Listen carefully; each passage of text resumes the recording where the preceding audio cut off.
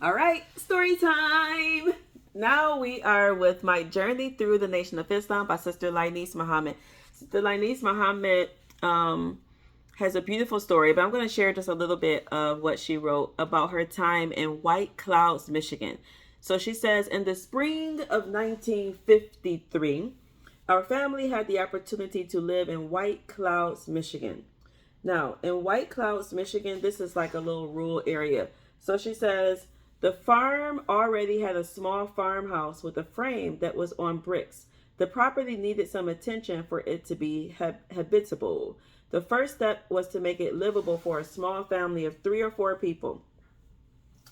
Um, I'm going to skip and go to the part about the outhouse. She says, there was something I did not like during our stay in White Clouds. It was the outhouse, which was where we'd go to relieve ourselves. Mama would keep a potty in the house for night use. I resented, no, I outright hated going to the outhouse. I shared with Dad what I was feeling. Dad came up with an idea. He said he would dig a couple of holes that I could do my business in if I promised I would cover them up with dirt after finishing. Dad dug the holes in the area that was away and out of sight of everything. At least we thought it was out of sight. My brothers would sometimes discover what I was up to. They were curious and would not allow me to have any peace or privacy. All right, so she says, Mom had activities I could do in the house, but I preferred being outside. There was always such a freshness about being outside. I felt carefree and happy. For the most part, living on the farms in White Clouds was an adventure for me. There were 3 ducks we named Bobo, Renso Blue, and Cedric, and we used to have fun chasing them around the shed and out into the yard. I enjoyed Mama's breakfasts. She would sometimes cook pheasants or smelts in a deep fryer. She would also make pancakes from scratch.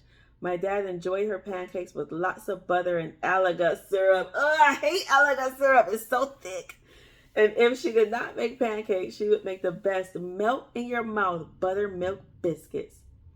Our family moved from Inkster to White Clouds to honor my parents' commitment to the Honorable Elijah Muhammad.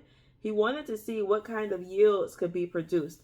My father worked hard from the early spring until fall, trying to do what Honorable Elijah Muhammad instructed him to do. However, my father was the only one who followed through on his word. We were taught in the Nation of Islam, my word is my bond, and my bond is my life, and I shall give my life before my word shall fail. We'll pause right there.